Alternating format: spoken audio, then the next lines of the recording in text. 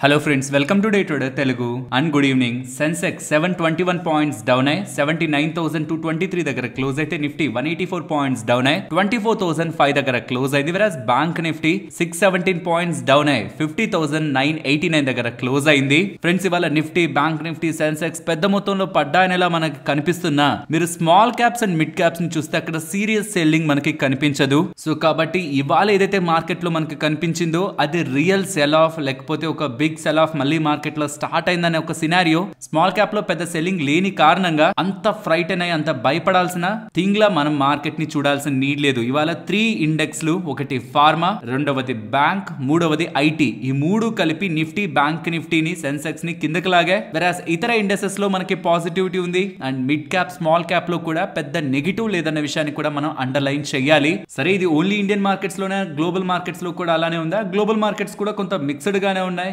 European markets ఇవాళ red లోనే ఉన్నాయి, యుఎస్ మార్కెట్స్ కూడా రెడ్ లోనే ఉన్నాయి, ఏషియన్ మార్కెట్స్ లిటిల్ పాజిటివ్ తో ఇవాళ ట్రేడ్ అవుతున్నాయి. సరే, అసలు మొత్తం ఎప్పుడు స్టార్ట్ అయిందంటే నిన్న ఒకనొక పాయింట్ లో మన గిఫ్ట్ నిఫ్టీ 150, 160 పాయింట్స్ దగ్గరగా కూడా రెడ్ లో ఉందన్నమాట. ఆ పాయింట్ లో ప్రధానమైన ఫైనాన్షియల్ ప్లాట్ఫామ్స్ లో అన్నిట్లో కూడా చైనాలో కొత్త వైరస్ అవుట్ బ్రేక్ అయింది, హెచ్ఎంపివి. గతంలో కూడా దీని రిలేటెడ్ గా మనం విన్నాం, హ్యూమన్ మెటానిమో వైరస్. ఇది పర్టికులర్ గా చిల్డ్రన్ ఎవరైతే 14 సంవత్సరాల కంటే తక్కువలో ఉంటారో వాళ్ళని ఎక్కువగా ఇంపాక్ట్ చేస్తుంది అనేలా. ఇది ఇంకొక మరో వైరస్, 2020లో వచ్చిన మరో వైరస్ లాంటి పాండమిక్ కానుందా? అక్కడ ఎమర్జెన్సీని డిక్లేర్ చేస్తున్నారని పలు ఫైనాన్షియల్ ప్లాట్ఫామ్స్ లో రిపోర్ట్స్ పబ్లిష్ అవుతుండడం ప్రాబబ్లీ గ్లోబల్ మార్కెట్స్ ని ఇంపాక్ట్ చేశాయనేలా కూడా కొన్ని దగ్గర నాకు ఆర్టికల్స్ కనిపిస్తున్నాయి. కానీ ఒక్కసారి మార్కెట్ ఒకదానికి సీరియస్ గా రియాక్ట్ అవుతుంది. ఇంకా ప్రతిసారి ఎక్కడెక్కడ వైరస్లను వింటున్నా మళ్ళీ మనకు అదే గుర్తొచ్చి ఆ పాయింట్ లో అలా మార్కెట్లు పడుతుందని క్వశ్చన్స్ పెట్టుకోవడం అంత సరికాదనేది నా ఒపీనియన్. బికాస్ ఈ వైరస్ల గురించి రెగ్యులర్ గా వింటాం, అప్పుడు ప్రతిసారి మార్కెట్ పడితే లాజిక్ లేదు అందులో. సో కాబట్టి నేను దాన్ని అంత సీరియస్ గా చూడట్లేదు. అండ్ ఎప్పుడైనా గుర్తుంచుకోండి, సీరియస్ మనీ మార్కెట్ లోకి వచ్చిందా పోయిందా అని తెలియాలంటే నిఫ్టీ, బ్యాంక్ నిఫ్టీ, సెన్సెక్స్ తో తెలియదు, స్మాల్ క్యాప్, మిడ్ క్యాప్స్ తోనే అర్థమవుతుంది. ప్రాబబ్లీ నిన్న ఇంతలా వన్ డైరెక్షనల్ గా పెరిగి రెసిస్టెన్స్ దగ్గర మార్కెట్ ఉంది కాబట్టి కొంత డౌన్ సైడ్ కన్సాలిడేషన్ అని కూడా మనం ఎక్స్పెక్ట్ చేయొచ్చు. ఈవెన్ నిన్న మార్కెట్ అంత పెరిగినా సరే మార్కెట్ లో ఉండాల్సిన నెగిటివ్స్ ఉన్నాయి. అందులో ప్రధానమైనది డాలర్ ఇండెక్స్ అనుకున్నామా, మీకు ఇప్పుడైతే 108.98 దగ్గరగా ఉంది. కానీ నేను చూస్తున్న ఒక పాయింట్ లో 109.22 దగ్గరగా ఉంది. దీని కారణంగా మన US dollar to rupee comparison లో మన రూపీ ఇంకా వీక్ అవుతూనే వెళ్తూ ఉంది. అది మన ఓవరాల్ ఇండియన్ ఈక్విటీ మార్కెట్స్ కి మంచిది కాదు. బట్ లాంగ్ టర్మ్ లో అది ఐటీ అండ్ ఫార్మా కంపెనీస్ కి లాభం చేకూరుస్తుంది. వెరాస్ బాండ్ yields కూడా 4.6 అబో దగ్గరగా కూడా ఉన్నాయి, మళ్ళీ 4.55 దగ్గరగా వచ్చాయి. సో కాబట్టి గ్లోబల్ గా మన మార్కెట్స్ కి నెగిటివ్ గా ఏది ఉండాలో నిన్న కూడా నెగిటివ్ ఉంది, ఇవాళ కూడా అదే నెగిటివ్ ఉంది. కొత్తగా ఏదైనా వినిపిస్తుందంటే ఇది చైనాకి సంబంధించింది. బట్ దీని కారణంగా మార్కెట్స్ పడ్డాయంటే అలా అని నేనైతే అనుకోవట్లేదు. మోస్ట్ ఇంపార్టెంట్ థింగ్, నిన్న ఎఫ్ఐఎస్ బయర్స్ గా ఉన్నారు 1500 crore దగ్గరగా, ఇవాళ ఎలా ఉంటారనేది చూడాలి. అండ్ మోస్ట్ ఇంపార్టెంట్ థింగ్ ఇది డిస్కస్ చేయాలి, ఎఫ్ఐఎస్ కి సంబంధించి 86% షార్ట్స్ ఉన్నాయని చెప్పానా, 6% దగ్గరగా కవర్ అయిపోయాయి. ఆల్మోస్ట్ 80% షార్ట్స్ ప్రెసెంట్ వాళ్ళు రన్ చేస్తున్నారు. సో మెజారిటీ ఆఫ్ మూన్ ఏదైతే మనకు కనిపించిందో అది షార్ట్ కవరింగ్ మూలానే మనం చూడాలి. అండ్ ఈవెన్ కొంతమంది కేతన్ పరిక్ గారు రిలేటెడ్ గా అప్డేట్ సెబీ దగ్గర నుంచి వస్తుండడం, మళ్ళీ హర్షద్ మెహతా తర్వాత అలాంటి పర్సన్ ఇండియన్ స్టాక్ మార్కెట్ లో మ్యానిపులేషన్ చేస్తున్నారనే ఊహాగానాలతో కూడా ఇవాళ సెల్లింగ్ ఉండొచ్చు అనేలా కూడా డేటా కనిపిస్తుంది. బట్ నేను దీన్ని కూడా ఇవాళ మార్కెట్ కి రిలేట్ చేయట్లేదు. పర్సనలీ నా ఒపీనియన్ 23,850 ఇంపార్టెంట్ సపోర్ట్. అది బ్రేక్ అయి బిలో మార్కెట్ క్లోజ్ అవ్వనంత వరకు కూడా మార్కెట్ ని షార్ట్ టర్మ్ లో నెగిటివ్ గా చూడాల్సిన అవసరం లేదని, అన్లెస్ నేను వచ్చిందంతా కూడా ఒక ఫేక్ ర్యాలీ అయితే తప్పించి అది జరగదు. కాబట్టి లెట్స్ సీ ఇది ఫేక్ ర్యాలీయా కాదా, అండ్ కమింగ్ టైమ్స్ లో ఎఫ్ఐఎస్ ఒక ట్రెండ్ ఎలా మార్కెట్ లో కొనసాగుతుందని. ఫ్రెండ్స్, ఇలా మార్కెట్ లో ఉంటున్న ఇంపార్టెంట్ డేటాని అనాలిసిస్ చేస్తూ ఇలా కంటెంట్ మీ ముందుకు తీసుకురావడానికి మేం పెట్టిన ఎఫర్ట్స్ మీకు వాల్యుబుల్ గా అనిపిస్తూ ఉంటే తప్పకుండా మన వీడియోని లైక్ చేయండి. స్టాక్ మార్కెట్ లో ఇన్వెస్ట్మెంట్ చేసే ప్రతి ఒక్కరు ఇది జాగ్రత్తగా గమనించండి. మీ అందరికీ తెలుసు, యుఎస్ లో వడ్డీ రేట్లు కట్ చేయడం స్టార్ట్ చేశారు. మన ఇండియాలో ఇంకొన్ని నెలల నుంచి వడ్డీ రేట్లు కట్ చేయడం స్టార్ట్ చేస్తారు. ఆ పాయింట్ లో మీకు మోస్ట్ ఆఫ్ ద బ్యాంక్స్ వాళ్ళు అందించే ఫిక్స్డ్ డిపాజిట్ల పైన వడ్డీ రేట్లు కూడా తగ్గిపోతాయి. కాబట్టి ఈ సమయంలో మీరు మంచిగా అధికమైన వడ్డీ రేట్లు ఎక్కడెక్కడ ఇస్తున్నారో అక్కడ కానీ 1 సంవత్సరం, 2 సంవత్సరాలు, 3 సంవత్సరాలకి ఫిక్స్డ్ డిపాజిట్లు వేయగలిగితే 9%, 9.5% కూడా without any risk coming 2-3 years లో మనం రిటర్న్స్ గా పొందొచ్చు. సో ఇన్ కమింగ్ టైమ్స్ ఏదైనా 1 సంవత్సరం లేదా 2 సంవత్సరాలకి మీకు కావాల్సిన డబ్బుల్ని మీరు సేవింగ్స్ అకౌంట్ లో పెట్టున్నా ఆర్ మీ బ్యాంక్ కు సంబంధించిన ఫిక్స్డ్ డిపాజిట్ లో వేసున్నా దానికంటే 2-3% ఎక్కువ వడ్డీని ఇచ్చే స్మాల్ ఫైనాన్స్ బ్యాంక్ లో ఉన్న ఎఫ్డీ లోకి డబ్బులు వేయడం అనేది స్మార్ట్ చాయిస్ అయితే అవుతుంది. స్మాల్ ఫైనాన్స్ బ్యాంక్స్ అంటున్నారు, మరి మనం వాటిని నమ్మచ్చా? యాజ్ పర్ ఆర్బీఐ నార్మ్స్ మీరు ఇన్వెస్ట్మెంట్ చేసిన బ్యాంక్స్ కానీ ఈ స్మాల్ ఫైనాన్స్ బ్యాంక్స్ కానీ 5 లక్షల వరకు మీరు పెడుతున్న డబ్బులకి, అసలుకి, వడ్డీకి మొత్తానికి కూడా ఆర్బీఐ వాళ్ళ డిఐసి జీసీ వాళ్ళ గ్యారంటీ మనకి ఉంటుంది. మరి ఎంత టైం పీరియడ్ మనం ఫిక్స్డ్ డిపాజిట్ వేస్తే వేస్తే ఎంత అధికమైన వడ్డీ వస్తుందని మనకెలా తెలియడం, అలా అధికమైన వడ్డీ రేట్లు ఇచ్చే స్మాల్ ఫైనాన్స్ బ్యాంక్ ని ఎలా సెలెక్ట్ చేసుకోవడం, దీనికి నేను స్టేబుల్ మనీ యాప్ ని యూజ్ చేస్తున్నాను. ఇక్కడ మీరు గమనిస్తే నేను ఆల్రెడీ స్టేబుల్ మనీ యాప్ లో ఫిక్స్డ్ డిపాజిట్ లో ₹1,00,000 దగ్గరగా కొంత కాలం క్రితం ఇన్వెస్ట్మెంట్ చేశాను. ఇప్పుడు దాని మీద ₹4,200 దగ్గరగా వడ్డీ జనరేట్ అయింది. అండ్ నేను ఏదైతే ₹1,00,000 త్రూ స్టేబుల్ మనీ సూర్యోదయ స్మాల్ ఫైనాన్స్ బ్యాంక్ లో ఇన్వెస్ట్మెంట్ చేశానో ఆ ₹1,00,000 మొత్తం కూడా స్టేబుల్ మనీ దగ్గర కాదు, మనం ఇన్వెస్ట్మెంట్ చేసిన వెంటనే ఆ బ్యాంక్ కు వెళ్ళిపోతుంది. దీని రిలేటెడ్ గా మనకి బ్యాంక్ నుంచే డైరెక్ట్ గా కన్ఫర్మేషన్ కూడా వస్తుంది. సో మన డబ్బులు ఈ స్టేబుల్ మనీ యాప్ దగ్గర ఉండదు, మీరు ఇన్వెస్ట్ చేయగానే అది బ్యాంక్ కే వెళ్తుంది అన్న విషయాన్ని గుర్తుంచుకోవాలి. అండ్ నేను కూడా డబ్బులు పెట్టండి అని కాదు ముందు చెప్తున్నది, కింద డిస్క్రిప్షన్ కామెంట్ సెక్షన్ లో లింక్ ఉంటుంది, అది క్లిక్ చేసి యాప్ ని ఇన్స్టాల్ చేసుకున్న తర్వాత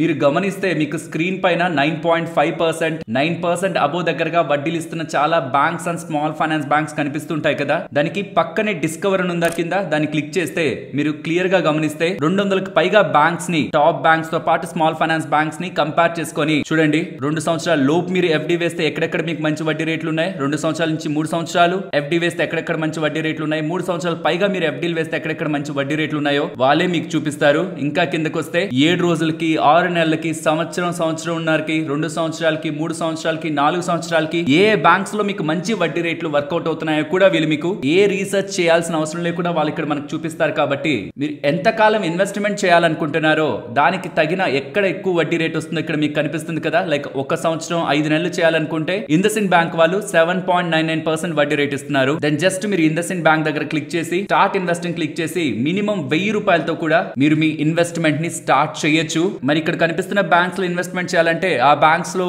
బ్యాంక్ అకౌంట్ ఉండాలంటే లేదు, మీ దగ్గర ఉంటున్న ఏ బ్యాంక్ అకౌంట్ తో అయినా త్రూ స్టేబుల్ మనీ ఎఫ్డి కోసం వీటిల్లో మనం ఇన్వెస్ట్మెంట్ చేయొచ్చు. అండ్ ఇన్వెస్ట్మెంట్ చేసినప్పుడు ఇన్స్టెంట్ విత్ డ్రాల్ అని మీకు ఎక్కడెక్కడైతే ఉంటుందో దాని అర్థం మీరు ఏ పాయింట్ లో అయినా నాకు డబ్బులు కావాలి ఇమీడియట్ గా అని అడిగితే ఏ వర్కింగ్ డే లో మీరు అడిగినా విత్ ఇన్ సెకండ్స్ లో ఆ డబ్బులు మీ బ్యాంక్ అకౌంట్ లోకి వస్తుంది. సో మీ షార్ట్ టర్మ్ అవసరాల కోసం తక్కువ వడ్డీ రేట్లు ఇస్తున్న సేవింగ్స్ అకౌంట్ లో ఆర్ మీకు తెలియని ఫిక్స్డ్ డిపాజిట్ లో పెట్టేదానికంటే ఎక్కడ డబ్బులు పెడితే అధికమైన వడ్డీ రేట్లు వస్తున్నాయి ముందులా కంపేర్ చేసుకొని అక్కడ షార్ట్ టర్మ్ లో మన మనీని పార్క్ చేసి ఉంచుకోవడం బెటర్. ముందైతే కంపేర్ చేయండి ఎక్కడ ఎలాంటి వడ్డీ రేట్లు ఉన్నాయనేది, తర్వాత మీకు అవసరం ఉన్నప్పుడు కావాలన్నా ఇన్వెస్ట్మెంట్ చేయొచ్చు. లింక్ డిస్క్రిప్షన్ కామెంట్ సెక్షన్ లో ఉంటుంది, ఒకసారి చెక్ చేయండి. ఈ వైరస్ పుణ్యమా అని మార్కెట్ లో అనలిస్టులు కుప్పలు తెప్పలుగా వచ్చేసారు. వాళ్ళందరూ కూడా ఏంటంటే చిన్న లాజిక్ చెప్పేసి ఇది మల్టీ బ్యాగర్ అనేస్తున్నారు. ఇక్కడ చూడండి ₹19 ఈ గుజరాత్ టూల్ రూమ్ అనే స్టాక్ రీసెంట్ టైమ్స్ లో ₹10 దగ్గర ఉంది. మంచిగా ఒక రేంజ్ లో ఉండేది కాస్త రీసెంట్ టైమ్స్ లో బ్రేక్అవుట్ ఇచ్చి ₹14-15 వెళ్తుండేసరికి చాలా మంది రీటైలర్స్ అండ్ సో కాల్డ్ చాలా యూట్యూబ్ ఛానల్స్ లో కూడా హిందీలో కానీ తెలుగులో కానీ వేరే లాంగ్వేజెస్ లో కూడా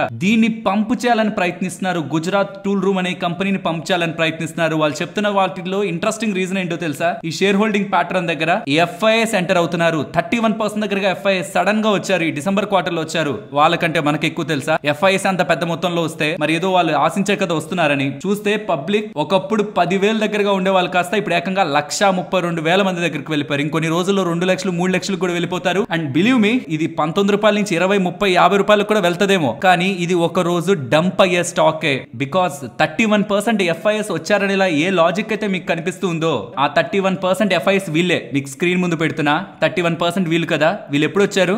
డిసెంబర్ 27న కదా. కానీ సేమ్ ఆ ఎఫ్ఐఎస్ దగ్గరికి వెళ్ళి ఎవరైతే వచ్చారనుకుంటున్నారో వాటాలు కొన్నారనుకుంటున్నారో ఆ వాటా కొన్న ఆ బ్రిడ్జ్ ఇండియా ఫండ్ ఉందా, దాన్ని క్లిక్ చేస్తే మీకు తెలుస్తుంది వాళ్ళు 26th or 27th ఏదైతే వాటాల్ని కొన్నారో దాని తర్వాత స్లోగా ఈ పర్టికులర్ కంపెనీలో భారీ మొత్తంలో వాళ్ళ వాటాల్ని అమ్మేసుకుంటున్నారు. మీకు అర్థమవుతుందా? క్వార్టర్లీ అంటే సెప్టెంబర్ క్వార్టర్ లో అప్డేట్ అయింది, డిసెంబర్ క్వార్టర్ లో అప్డేట్ అయింది ఈ షేర్ హోల్డింగ్. నెక్స్ట్ ఎప్పుడు అప్డేట్ అవుతుంది? మార్చ్ క్వార్టర్ లో. ఈ లోపు వీళ్ళు స్లోగా ఏం చేస్తున్నారు చూడండి, రీసెంట్ బ్లాక్ డీల్స్ ఒకసారి చూడండి, వెళ్ళి స్లోగా వాళ్ళ వాటాల్ని అమ్మేసుకుంటున్నారు. రీటైలర్స్ ఏమో ఎఫ్ఐఎస్ ఎంటర్ అయ్యారని ఎలా చూసుకొని ముందుకు వెళ్ళిపోతున్నారు. కానీ రీసెంట్ బ్లాక్ డీల్స్ చూడండి, 26వ తేదీ 27వ తేదీ ఎంటర్ అయ్యి ఏది ₹13.30 ఎంటర్ అయ్యి ఇప్పుడు కొన్ని రోజుల్లోనే వాళ్ళు అంత పెద్ద మొత్తంలో వాటాలను అమ్ముకొని బయటకు వెళ్ళిపోతున్నారంటే వాళ్ళకి లిక్విడిటీ ఇస్తున్నది ఎవరు? అన్ని షేర్లు కొంటున్నది ఎవరు? వాళ్ళు అమ్ముతున్నారు, కొంటున్నది ఎవరు? మన రీటైలర్సే. అప్పర్ సర్క్యూట్ లో ఉంది కదా ఇది.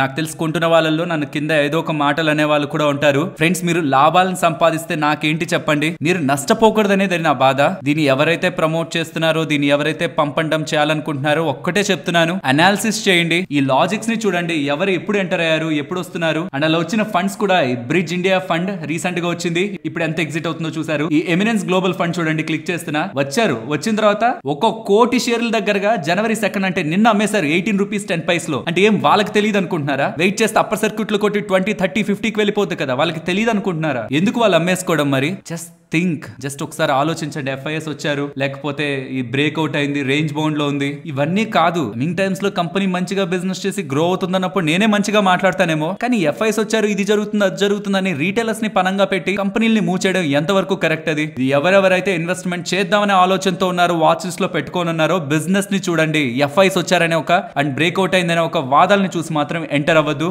అండ్ ఇదంతా ఇలా ఉంటే ఇంకేమైనా ఎక్స్చేంజెస్ కి వీళ్ళు చెప్తున్నారా అని చూస్తే, నిన్న వీళ్ళు ఒక ఎక్స్చేంజెస్ కి ఫైలింగ్ పంపించారు. ఆ ఫైలింగ్ ఏంటో తెలుసా? బోనస్ ఇష్యూ చేస్తున్నారంట. ఏంటి, ఇంత చిన్న కంపెనీ ఆల్రెడీ 20 రూపాయల కంటే కిందే ఉంది, 5:1 లో బోనస్ ఇవ్వడానికి కూడా లాజిక్ ఏంటి? ఏదైనా డిస్ట్రిబ్యూట్ చేయాలనుకుంటే డివిడెండ్ రూపంలో ఇవ్వచ్చు కదా. అంటే ఇంకా చిన్న చేయాలనుకుంటున్నారు ఆ స్టాక్ ప్రైస్ ని, ఇంకా ఎంటర్టైన్ చేయాలి, ఇంకా లిక్విడిటీ పెంచాలనుకుంటున్నారు. ఏ రకమైన లాజిక్ నాకు అర్థం కావట్లేదు. నేను బిజినెస్ గురించి కామెంట్ చేయట్లేదు, కార్పొరేట్ గవర్నెన్స్ గురించి కామెంట్ చేయట్లేదు, but the way things are going on, retailers దీని మీద పడడం, అంతమంది కలిసి పడడం నాకు ఏదైతే లాజికల్ గా అనిపించట్లేదు. కాబట్టి దీన్ని మీ దృష్టికి తీసుకొస్తున్నాను. ఫ్రెండ్స్, ఇలాంటి ఇంట్రెస్టింగ్ అప్డేట్స్ ఇంతలా మీకు డేటాని షేర్ చేయడానికి మేము టీం పెట్టిన ఎఫర్ట్స్ మీకు వాల్యుబుల్ అని అనిపిస్తుంటే మాత్రం తప్పకుండా వీడియోని లైక్ చేసి పెడుతున్న ఎఫర్ట్స్ ని ఎంకరేజ్ చేయండి. నెక్స్ట్ ఇక్కడ మీకు స్క్రీన్ మీద గమనిస్తే Swan defence and heavy engineerings అని కనిపిస్తుందా? యాక్చువల్లీ దీని పాత పేరు, ఈ కంపెనీ యొక్క పాత పేరు రిలయన్స్ డిఫెన్స్ అనమాట. ముఖేష్ అంబానీ గారికి సంబంధించిన కంపెనీలేండి. రిలయన్స్ డిఫెన్స్ ఇంకొక పాత పేరు ఏంటో తెలుసా? పిపావౌ డిఫెన్స్. ఈ పిపావౌ డిఫెన్స్ పేరు విన్న వాళ్ళు ఎవరైనా ఉన్నారంటే కామెంట్ సెక్షన్ లో చెప్పండి, ఎందుకంటే వాళ్ళు చాలా పాత వాళ్ళు అంటారు స్టాక్ మార్కెట్ లో. అలా పిపావో డిఫెన్స్ ని రిలయన్స్ డిఫెన్స్ వాళ్ళు అక్విజిషన్ చేయడం, ఇప్పుడు రిలయన్స్ డిఫెన్స్ యొక్క పేరుని కూడా Swan defence and heavy industries గా మారుస్తూ ఉండడం. ఎందుకు ఇన్నిసార్లు ఇలా మారుస్తున్నారు అని అనుకుంటారు. పిపావో డిఫెన్స్ ని రిలయన్స్ వాళ్ళు కొన్నారు కాబట్టి రిలయన్స్ నావల్ గా వాళ్ళు పేరు మార్చారు. ఇప్పుడు స్వాన్ గ్రూప్ వాళ్ళు ఈ రిలయన్స్ కి సంబంధించిన రిలయన్స్ నావల్ ని అక్వైర్ చేస్తూ ఉండడం, ఇప్పుడు దాని పేరుని స్వాన్ డిఫెన్స్ గా పేరైతే మార్చారు. ఈ రిలయన్స్ నావల్ స్టాక్ సుమారుగా ₹2.30 170 కోట్ల మార్కెట్ క్యాపిటల్ తో ఉంటది. బట్ జూలై 14, 2023 నుంచే ఈ రిలయన్స్ నావల్ ఒక షేర్స్ ట్రేడ్ అవడం సస్పెండ్ అయిపోయాయి, ట్రేడింగ్ లో లేవు. ప్రొసీజరల్ రీజన్స్ తోనే ట్రేడింగ్ సస్పెండ్ అయింది. లెట్స్ సీ దీని రిలేటెడ్ గా ఇంకెలాంటి ఫర్దర్ డెవలప్మెంట్స్ ఉంటాయని. ఫ్రెండ్స్, ఒక ఇంట్రెస్టింగ్ IPO గురించి మీతో మాట్లాడాలి. బట్ ఒకటి మాత్రమే కాదు, ఇంకొక 2 అంటే టోటల్ గా కలిపితే 3 IPOs దగ్గరగా ఈ జనవరి 6th నుంచి 9th వరకు వివిధ డేట్స్ లో మనకి ఓపెన్ లో ఉంటాయి. అవి ఏ IPOs అండ్ వాటి సైజ్ ఎంత, ఎప్పుడు ఓపెన్ అయ్యి ఎప్పుడు క్లోజ్ అవుతున్నాయని మీకు స్క్రీన్ ముందు ఉంచుతున్నాను. అందులో మనకి ఫస్ట్ ఓపెన్ అయ్యే స్టాండర్డ్ గ్లాస్ గురించి మాట్లాడుకుందాం. మీరు స్టాండర్డ్ గ్లాస్ లైనింగ్ టెక్నాలజీ అని గూగుల్ చేస్తేనే మీకు అర్థమవుతుంది. ఇది మన హైదరాబాద్ అంటే మన తెలుగు వాళ్ళకి సంబంధించిన కంపెనీ అని. ఒక్కసారి వెబ్సైట్ లోకి వెళ్ళారంటే వాళ్ళ బిజినెస్ మీకు ఈజీగా అర్థమవుతుంది. వాళ్ళ ప్రొడక్ట్స్ లోకి వచ్చి ఆల్ ప్రొడక్ట్స్ ని క్లిక్ చేస్తే వీళ్ళు గ్లాస్ లైన్డ్ రియాక్టర్స్ కానివ్వండి, vacuum dryers, heat exchangers, storage tanks, transfer systems, recover systems, smart seal related గాను అండ్ అదర్ కాంపోనెంట్స్ రిలేటెడ్ గాను వీళ్ళు ప్రొడక్ట్స్ ని సప్లై చేస్తారని. అండ్ ఇన్ఫాక్ట్ వీళ్ళ వెబ్సైట్ లో అబౌట్ దగ్గరకు వచ్చి ద టీమ్ దగ్గర మీరు క్లిక్ చేశారంటే వీళ్ళ మేనేజ్మెంట్ రిలేటెడ్ గా కూడా పూర్తి వివరాలు మీకు అక్కడ కనిపిస్తాయి. మోస్ట్లీ వీళ్ళ ఎడ్యుకేషన్ బ్యాక్గ్రౌండ్ ఇదంతా కూడా ఆంధ్రప్రదేశ్ అండ్ తెలంగాణ నుంచే కనిపిస్తుంది. మీన్స్ ఇన్ బోత్ స్టేట్స్ వీళ్ళ స్టార్టింగ్ ఆఫ్ ద జర్నీ నుంచి ఈ గ్రోత్ వరకు, ఈ కంపెనీ IPOకి వచ్చేంత వరకు కూడా వీళ్ళ మొత్తం జర్నీ అంతా ఈ 2 స్టేట్స్ కే లింక్ అయింది.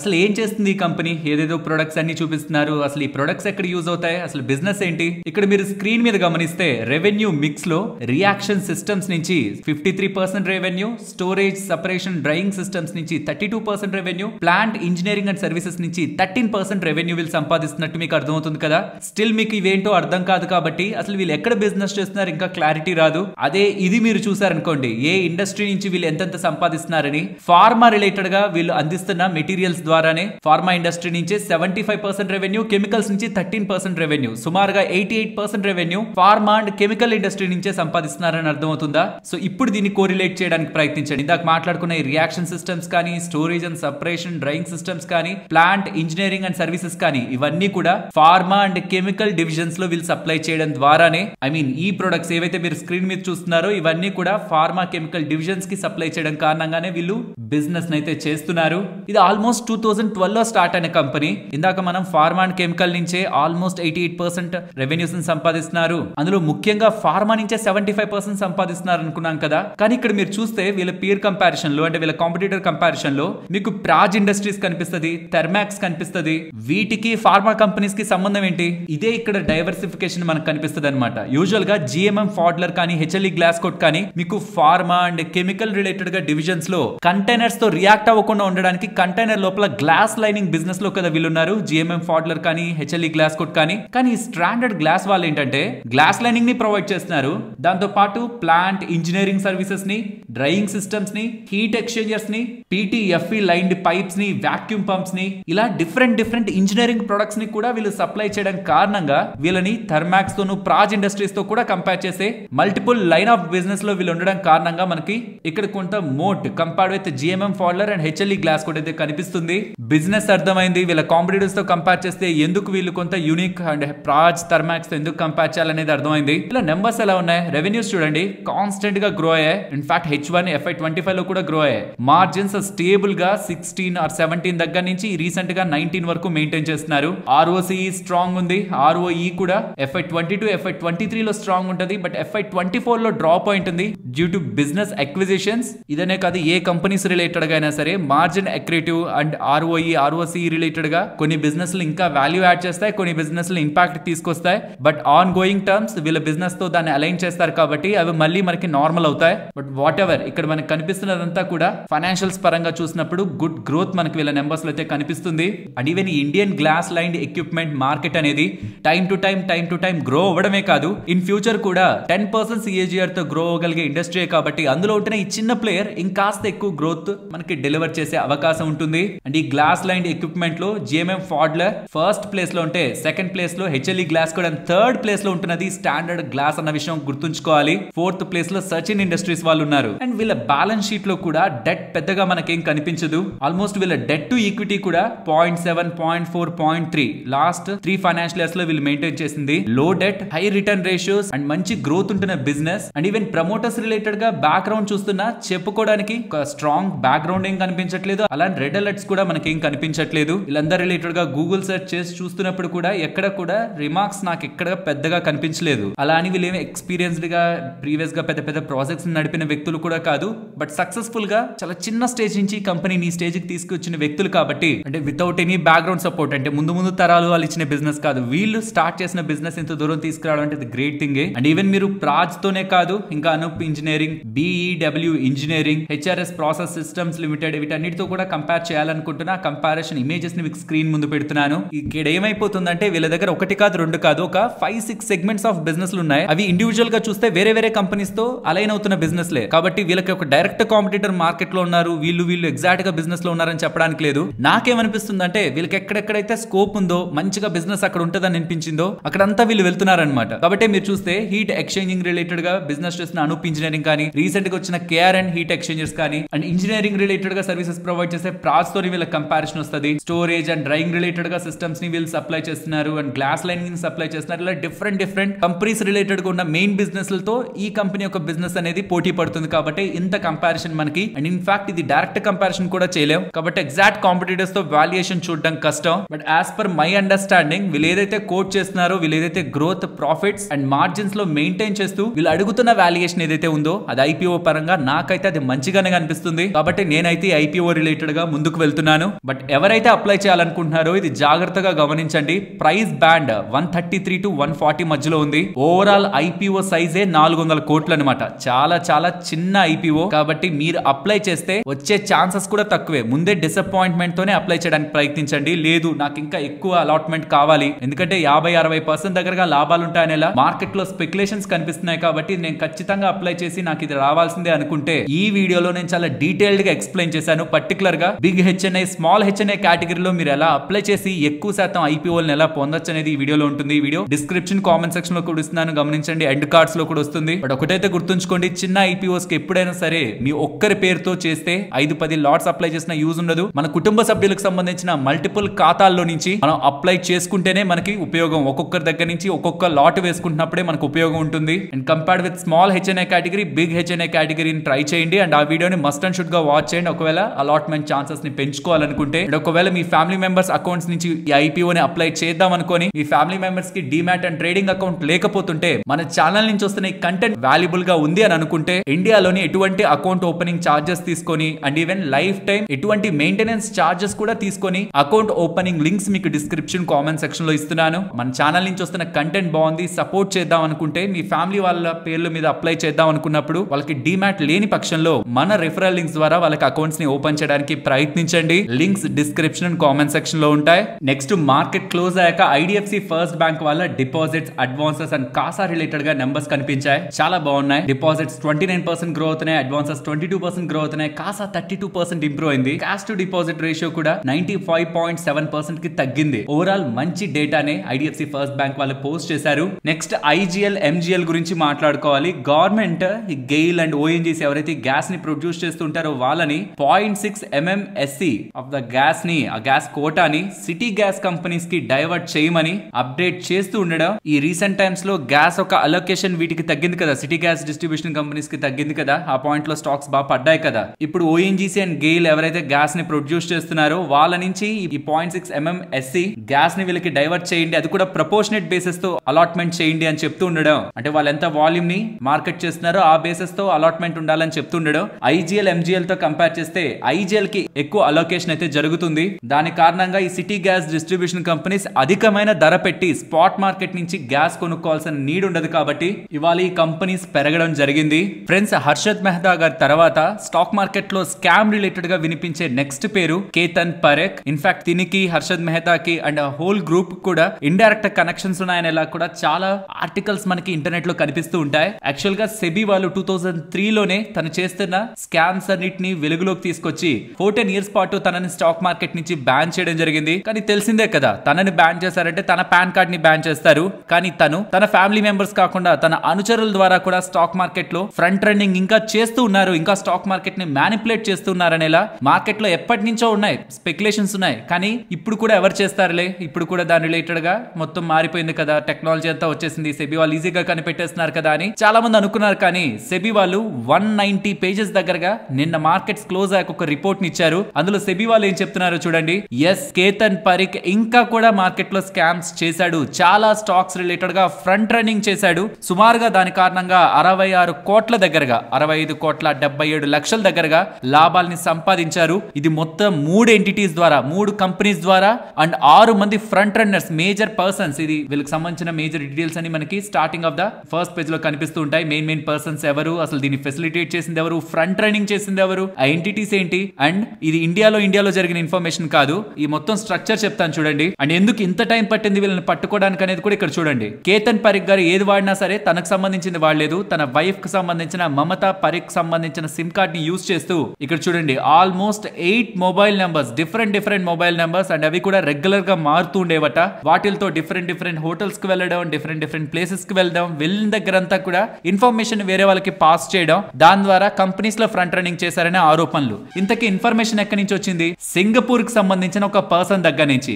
చూడండి ఎలాంటి కమ్యూనికేషన్ ఉందో చూడండి. జాక్ లేటెస్ట్ అనే ఒక పేరుతో good morning sir, wish you happy birthday అని, థ్యాంక్స్ సార్ అంటే అదొక రిప్లై అనమాట, విష్ యూ హ్యాపీ బర్త్డే అంటే అదొక రిప్లై అనమాట. అండ్ ఎక్కడ కొనాలి, ఏ రేట్లను అమ్మేసేయాలి, ఇవన్నీ కూడా వీళ్ళు వాట్సాప్ లో ఒక గ్రూప్ ని మెయింటైన్ చేస్తారు. చూడండి గ్రూప్ ఉంది ఇక్కడ, కొంత నెంబర్స్ తో మీకు 6-5 మెంబర్స్ దగ్గరగా, అండ్ ఆ నెంబర్స్ ఒక లిస్ట్ కూడా మీకు స్క్రీన్ మీద కనిపిస్తుంది. వీళ్ళందరూ కూడా ఫ్రంట్ రన్నింగ్ చేసేవాళ్ళు. వీళ్ళందరికీ కూడా సమాచారం వాట్సాప్ లో సింగపూర్ లో ఉంటున్న పర్సన్ దగ్గర నుంచి వస్తుంది. ఏ సమాచారం వస్తుంది మీకు? టైం టు టైం కొన్ని స్టాక్స్ లో ఫారెన్ ఇన్స్టిట్యూషనల్ ఇన్వెస్టర్స్ వాళ్ళ వాటాలను అమ్మేస్తున్నారు, మళ్ళీ కొంటున్నారనే డేటా మీకు కనిపిస్తుంటది కదా. అలా అమ్మే ముందు ఈ కేతన్ పరేఖ్ గారికి సమాచారం ఇచ్చేవాళ్ళని, అండ్ ఆ సమాచారాన్ని తీసుకువెళ్లి కేతన్ పరేఖ్ గారు ఫ్రంట్ రన్నింగ్ చేసే వాళ్ళకి ఇచ్చి, ఎగ్జాంపుల్ ఒక కంపెనీలో ఫారెన్ కంపెనీ ఏదైనా, హోల్డింగ్ కంపెనీ ఏదైనా ఒక 5 కోట్ల షేర్లను అమ్మేస్తే ఖచ్చితంగా ఆ స్టాక్ పడుతుంది కదా. కొన్నిసార్లు మీరు వింటూ ఉంటారా బ్లాక్ డీల్ అని, అది మార్కెట్ క్లోజ్ అయ్యాక మనకు తెలుస్తుంది. కానీ అది మార్కెట్ ఓపెన్ లో ఉన్నప్పుడే వాళ్ళకి తెలిస్తే క్లోజ్ అయ్యే లోపు వాళ్ళకి స్టాక్స్ ని అమ్మేయడమా, ఫ్యూచర్స్ ని కొనేసేయడమా, ఆప్షన్స్ ని కొని అమ్మడమా, ఏదో ఒక దాని ద్వారా రేపొద్దున 5% 10% పడుతుందని మార్కెట్ క్లోజ్ అవ్వక ముందే తెలిస్తే ఆ ఇన్ఫర్మేషన్ ఒక 10 మంది బ్రోకర్లకి చెప్పేసి, అంటే వాళ్ళకి సంబంధించిన రిలేటెడ్ పర్సన్స్ చెప్పేసి ముందుగానే పొజిషన్ తీసుకుంటే మంచి లాభాలను అర్జిస్తారు కదా. ఇక్కడ కూడా చూడండి సెల్ 50 భారతి క్యాష్ 801 and 802 ఇలా ముందుగా జరిగే బ్లాక్ డీల్స్ అన్నిటిని కూడా తనకి సంబంధించిన వాళ్ళకి చేరవేసి 66 కోట్ల దగ్గరగా లాభాలను సంపాదించాడని, దీని వెలుగులోకి తీసుకొచ్చిన సెబీ ఈ మొత్తం డబ్బుల్ని సెబీకి అనుకూలంగా ఉండే బ్యాంక్ అకౌంట్ లో వేసి వీళ్ళకి సంబంధించి ఎవరెవరైతే ఇందులో పాల్గొన్నారో వీళ్ళకి సంబంధించిన డీమ్యాట్ అకౌంట్స్ లో నుంచి ఇంకా స్టాక్స్ అమ్మకూడదనేలా, బ్యాంక్ అకౌంట్స్ నుంచి రూపాయి కూడా తీయకూడదనేలా, అండ్ ఇంకా సెబీ పర్మిషన్ లేకుండా స్టాక్ స్టాక్ మార్కెట్స్ తో కూడా రిలేట్ అవ్వకూడదని ఎలా ఉత్తర్వులు జారీ చేస్తూ వీళ్ళ మీద ఫర్దర్ యాక్షన్ తీసుకుంటారని ఎలా సెబీ వాళ్ళు షోకాజ్ నోటీస్ అయితే ఇచ్చారు. ఫైనల్ గా మీరు దీనికి రెస్పాండ్ అవ్వండి, ఇది మేము చెప్తున్నాం, దీనికి మీరేం సమాధానం చెప్తారని ఎలా వాళ్ళు ఎప్పుడెప్పుడు ఏ ట్రాన్సాక్షన్స్ ఎంతెంతకు చేసి ఎంతెంత లాభాలను పొందారా మొత్తం డేటాను కూడా వివరిస్తూ వీళ్ళ మధ్యలో జరిగిన సంభాషణని కూడా ఏ స్టాక్స్ ఆ స్టాక్స్ పేర్లు హెచ్డిఎఫ్సి బ్యాంక్, టైటాన్ వీటికి సంబంధించి బిగ్ ట్రేడ్స్ ఎక్కడెక్కడి నుంచి జరుగుతున్నాయి ముందే తెలుసుకొని వీళ్ళు ట్రేడ్ చేయడం ద్వారా సంపాదించిన లాభాలన్నింటినీ కూడా మెన్షన్ చేస్తూ సెబీ వాళ్ళైతే 190 పేజెస్ తో ఉంటున్న రిపోర్ట్ అయితే రిలీజ్ చేయడం జరిగింది. ఫ్రెండ్స్ ఈ వీడియోలో క్లియర్ గా చెప్పాను పంప్ అండ్ డంప్ అంటే ఎలా ఉంటది, ఫ్రంట్ రన్నింగ్ అంటే ఎలా ఉంటది అండ్ మాల్ ప్రాక్టీసెస్ మార్కెట్ లో ఎలా జరుగుతుంటాయి, ఎలా చిన్న చిన్న ఇన్వెస్టర్స్ ట్రేడర్స్ జాగ్రత్తగా మార్కెట్ లో ఉండాలన్నది ఈ వీడియోలో ఉంటుంది. ఇఫ్ ఇన్ కేస్ మీరు వాచ్ చేయకపోతే మస్ట్ గా ఇది గమనించండి. ఆల్మోస్ట్ 3 వీక్స్ బ్యాక్ మీరు మన ఛానల్లోకి వెళ్ళి చెక్ చేశారంటే ఈ వీడియో మీకు కనిపిస్తుంది. ఎంత టెక్నాలజీ మారినా ఏదో ఒక రూట్ లో మళ్ళీ స్కామ్ చేయడానికైతే పెద్ద మొత్తంలో డబ్బులు సంపాదించడానికైతే కేతన్ పరేఖ్ గారు ప్రయత్నిస్తూనే ఉన్నారు అన్న విషయాన్ని అయితే అర్థం చేసుకోవచ్చు. ఫ్రంట్ రన్నింగ్ అంటే బయట ఎవ్వరికీ తెలియని సమాచారం మీకే తెలిస్తే, అంటే రేపొద్దున బ్లాక్ డీల్ జరుగుతుంది లేకపోతే రేపొద్దున వీళ్ళు అమ్మేస్తారని మీకే ముందు తెలిస్తే మీరు ముందుగా పొజిషన్ పెట్టుకొని రేపది జరిగిపోయాక వెంటనే పొజిషన్ ని స్క్వైర్ ఆఫ్ చేస్తే ఈజీ మనీ కదా, 100% అక్కడ ప్రాబబిలిటీ ఉంది మీరు విన్ అవ్వడానికి. మీరు అనుకోవచ్చు దీని ద్వారా ఎవరైనా నష్టపోవట్లేదు కదా అని, బట్ పబ్లిక్ కి తెలియని ఇన్ఫర్మేషన్ తో ఇలా బై చేయడం సెల్ చేయడం కూడా రాంగ్ థింగ్ అనమాట సెబీ రూల్స్ ప్రకారం. దీంట్లో ఖచ్చితంగా పెద్ద పెద్ద వాళ్ళకి కోట్లలో లాభాలు అండ్ చిన్న చిన్న ట్రేడర్స్ కొన్నిసార్లు దీంట్లో ట్రాప్ అయిపోయే సందర్భాలు కూడా కనిపిస్తూ ఉంటాయి. కాబట్టి ఫ్రంట్ రన్నింగ్ ఎప్పుడు కూడా సెన్సిటివ్ ఇన్ఫర్మేషన్ పెట్టుకుని ఎవరు కూడా చేయకూడదు. నెక్స్ట్ డీమార్ట్ గురించి మాట్లాడుకోవాలి. ఇవాళ ఇంతలా పెరిగేసరికి ఒక పాయింట్ లో 16% దగ్గరగా కూడా పెరిగేసరికి 100 PE ట్రేడ్ అవుతున్న కంపెనీ ఏంటి జస్ట్ సేల్స్ అప్డేట్ తోని ఇంత పెరగాల? సరే ఇక్కడైనా మనం కొనొచ్చా లేదా అని క్వశ్చన్స్ మార్కెట్ లో ఎక్కువ కనిపిస్తున్నాయి. దీని రిలేటెడ్ గా నేను నిన్నటి వీడియోలోనే మీకు అప్డేట్ చేశాను. అవెన్యూ సూపర్ మార్ట్, డీమార్ట్ వాళ్ళు సేల్స్ డేటాను పబ్లిష్ చేశారు. 17 to 18% growth on revenue year on year comparison లో తీసుకొచ్చారు. అది చాలా మంచి విషయం. బట్ ప్రాబ్లం అంతా మార్జిన్స్ ఎలా ఉంటాయని అది వాళ్ళ రిజల్ట్స్ లోనే మనకు తెలుస్తుంది. ఇది బిజినెస్ డేటా అంటే మాకు రెవెన్యూస్ ఇంత ఉన్నాయి, స్టోర్స్ ఇన్ని మేము ఓపెన్ చేసామని చెప్పడం వరకే, కానీ మార్జిన్స్ ఎలా ఉన్నాయి దాన్ని బట్టి కదా లాభాలు ఉంటాయి. అది మనకి నెంబర్స్ లో తెలుస్తుంది. బట్ నెంబర్స్ లోనే ఇయర్ ఆన్ ఇయర్ లోనే 18% దగ్గరగా పెరిగింది, క్వార్టర్ ఆన్ క్వార్టర్ లో 11% దగ్గరగా పెరిగింది, which is almost 10 quarters high. కాబట్టి మార్జిన్స్ కూడా ఈసారి బాగుంటాయనేలా ఎక్స్పెక్టేషన్స్ ఉన్నాయి. దీని కారణంగానే స్టాక్ ఇంత పెరగాలంటే ఫ్రెండ్స్ ఇదే మనకి లాజికల్ గా ఆలోచించాల్సిన ఆస్పెక్ట్. లాస్ట్ 1 year నుంచి అంటే జనవరి స్టార్టింగ్ 2024 నుంచి నిన్నటి వరకు మీరు చూసారంటే స్టాక్ సుమారుగా ఒక 10% పడింది. అంటే బాగా పెరిగింది ఒకసారి, తర్వాత బాగా పడింది ఒకసారి. టోటల్ గా చూస్తే లాస్ట్ ఇయర్ స్టార్టింగ్ నుంచి ఎండింగ్ వరకు చూస్తే 10% పడింది. బట్ జస్ట్ ఒకే ఒక్క డేలో మా 10% పడింది కూడా రికవర్ చేసి 2% పాజిటివ్ వచ్చేసింది. సో ఏదైతే మనకి ప్రీవియస్ గా ఇది మంచి గ్రోత్ ఇస్తున్నప్పుడు బాగా పెరిగిందో కంపెనీ, దాని తర్వాత నుంచి అసలు ఏంటి వీళ్ళ గ్రో అవ్వరా, వీళ్ళ వీక్నెస్ లోకి వెళ్ళిపోతున్నారా, ఈ క్విక్ కామర్స్ వాళ్ళంతా కలిసి వీళ్ళ బిజినెస్ ని తినేస్తున్నారా అనే ఒక భయాలతో 36% దగ్గరగా ఏదైతే ప్రెషర్ స్టాక్ ప్రైస్ లో మనకి కనిపించిందో అది వచ్చిన ఈ ఒక్క అప్డేట్ తో కొంత రిలీఫ్ అయ్యే ప్రయత్నమే ఇవాళ పెరిగింది. కానీ జస్ట్ ఈ నెంబర్స్ తోనే పెరిగిపోవాలని కాదు. ఒకవేళ స్టాక్ ప్రైస్ ఇక్కడ కాకుండా ఈ 5,000 దగ్గరే ఉండింది అనుకోండి, ఈ నెంబర్స్ కూడా పెద్ద రియాక్ట్ అయ్యేదే కాదు. కాబట్టి ఇప్పుడు కూడా నెంబర్స్ ఎలా ఉన్నాయనేది కాదు, ఆ నెంబర్స్ కి ముందు కంపెనీ ధర కూడా ఏమైంది, బాగా పడిందా లేదా అంతకు ముందే బాగా పెరిగిపోయిందా. బాగా పడుంటే ఇలాంటి వాటికి ఇంతలా ఎగ్జైట్ అవుతాయి. స్టాక్స్ ఆల్రెడీ బాగా పెరిగిపోయింటే ప్రాఫిట్ బుకింగ్ కూడా మనకు కనిపిస్తుంది స్టాక్ ప్రైస్ లో. దీనికి తోడు ఇదే టైం అన్నట్టు మోతీలాల్ ఒస్వాల్ వాళ్ళు కూడా అవెన్యూ సూపర్ మార్ట్స్ రిలేటెడ్ గా బై చెప్తూ 47% పెరుగుతుంది. ఇక్కడ నుంచి కూడా 5,300 టార్గెట్ గ్రోత్ స్టార్ట్ అయింది, రికవరీ స్టార్ట్ అయింది, ఒక్కప్పుడు డిమార్ట్ ని మళ్ళీ చూడబోతున్నాం అనేలా పాజిటివ్ స్టేట్మెంట్స్ చేస్తూ ఉండడం, same store sales growth related గా కూడా పాజిటివ్ స్టేట్మెంట్స్ చేస్తూ ఉండడం స్టాక్ కి వాళ్ళ పెరగడానికి ప్రధానమైన కారణం. ఇక్కడ కూడా కొనొచ్చా అనే క్వశ్చన్స్ వస్తాయి. మీకు గుర్తుంటే వి మార్ట్ విశాల్ మెగా మార్ట్ IPO గా మార్కెట్ లోకి వచ్చి లిస్ట్ అయ్యే రోజు నేను ఒక మాట చెప్పాను, విశాల్ మెగా మార్ట్ ఎక్స్పెన్సివ్ గా మనకి లిస్ట్ అవుతుంది. కానీ ఒకసారి డిమార్ట్ ని చూడండి, చాలా మంచి వాల్యుయేషన్స్ లో ఉంది, చాలా జ్యూసీ వాల్యుయేషన్స్ లో ఉంది. కమింగ్ క్వార్టర్స్ లో ఒక్క పాజిటివ్ డేటా వచ్చినా స్టాక్ రిలేటెడ్ గా మంచి లాభాలు ఉంటాయని నేను అప్పుడు చెప్పిన మాటకే స్టిక్ అవుతున్నాను. బట్ ఒక్కసారి వీళ్ళ రిజల్ట్స్ ని చూద్దాం, మార్జిన్స్ ఎలా ఉన్నాయో కూడా చూద్దాం. ఎందుకంటే గ్రోసరీ ద్వారా నిత్యావసర సరుకుల ద్వారా వీళ్ళేం పెద్ద సంపాదించారు. నెక్స్ట్ హై మార్జిన్ ఉంటున్న ఇతర బిజినెస్లు ఉన్నాయి, బట్టలు ఇతర ఐటమ్స్ ఉంటాయి కదా. మీరు డిమార్ట్ లోకి వెళ్తే పైన కూడా ఈ నిత్యావసర సరుకులు కాకుండా పైన ఫ్లోర్స్ లో మీకు వేరే ఉంటాయా, అవన్నీ కూడా బాగా అమ్మితే మంచి మార్జిన్స్ వస్తే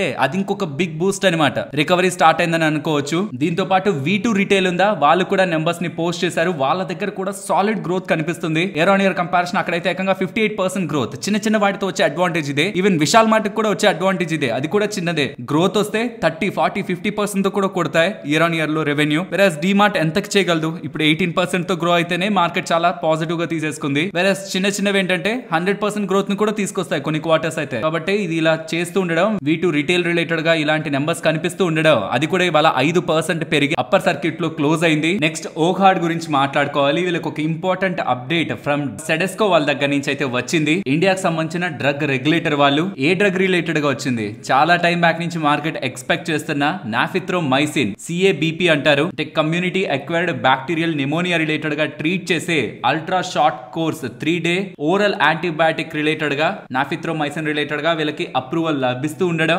ఎందుకంటే ఇది మల్టీ డ్రగ్ రెసిస్టెంట్ పాథోజన్స్ ని ట్రీట్ చేసే డ్రగ్. స్ట్రాంగ్ గా కొన్ని ఇన్ఫెక్షన్స్ ఏంటంటే ఆల్రెడీ యాంటీబయాటిక్స్ ఎక్కువ తీసుకోవడం ద్వారా అలాంటి ఇన్ఫెక్షన్స్ వచ్చినప్పుడు ఏ యాంటీబయాటిక్ ఇచ్చినా పెద్ద పనిచేయదు. అలాంటి వాళ్ళ రిలేటెడ్ గా ఈ multi drug resistance MDR related గా ఏ యాంటీబయాటిక్ ఇప్పుడు యూజ్ అవుతుంది కాబట్టి దీనికి సెడెస్కో ఇండియన్ డ్రగ్ రెగ్యులేటర్ దగ్గర నుంచి అప్రూవల్ లభిస్తూ ఉండడం గుడ్ డెవలప్మెంట్ గా ఓహార్డ్ పరంగా మనం చూడాలి. నెక్స్ట్ యాక్సెస్ కేట్స్ గురించి మాట్లాడుకోవాలి. అరుణ్ కృష్ణమూర్తి గారు ఈ కంపెనీ యొక్క ప్రెసెంట్ MD అండ్ CEO. ఈ కంపెనీకి రిజిగ్నేషన్ ఇస్తున్నట్టు January 2 నుంచి ఈ కంపెనీలో తను MD అండ్ CEO గా తప్పుకుంటున్నట్లయితే అప్డేట్స్ అయితే కనిపిస్తున్నాయి. అండ్ ఫ్రెండ్స్, క్లోజ్ చేసే ముందు మళ్ళీ చెప్తున్నాను, వడ్డీ రేట్ల మార్పు స్టార్ట్ అయిపోయాక మళ్ళీ మనం అప్పుడు ఇన్వెస్ట్ చేస్తుంటే బాగుండేదే అని బాధపడేదానికంటే వడ్డీ రేట్లు కట్ చేయకముందే నెక్స్ట్ 2-3 సంవత్సరాలకు సంబంధించిన ఫిక్స్డ్ డిపాజిట్స్ లో మన డబ్బుల్ని పార్క్ చేసి ఉంచుకోవడం లాజికల్ గా గుడ్ చాయిస్ అవుతుంది. కాబట్టి ఇప్పుడే స్టేబుల్ మనీ యాప్ ని ఇన్స్టాల్ చేసి ఎక్కడ మంచి వడ్డీ రేట్లు ఉన్నాయో కంపేర్ చేసుకోండి. మీకు అవసరమైనప్పుడు మళ్ళీ వాటిల్లో మనం ఇన్వెస్ట్మెంట్ చేయొచ్చు.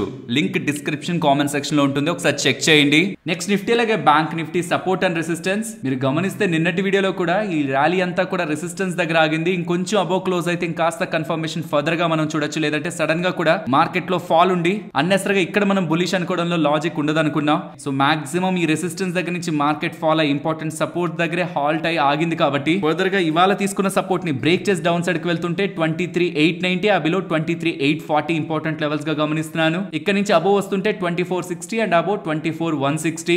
Coming to bank Nifty present ఉంటున్న ఈ సపోర్ట్ బ్రేక్ అయ్యి ఫర్దర్ గా కిందకి వెళ్తుంటే 50,580 అబో వస్తుంటే 51,250 అండ్ అబో 51,540. మరొక ఇంట్రెస్టింగ్ వీడియోతో మళ్ళీ మీ ముందుకు వస్తాను. అంతవరకు టేక్ కేర్. జై హింద్.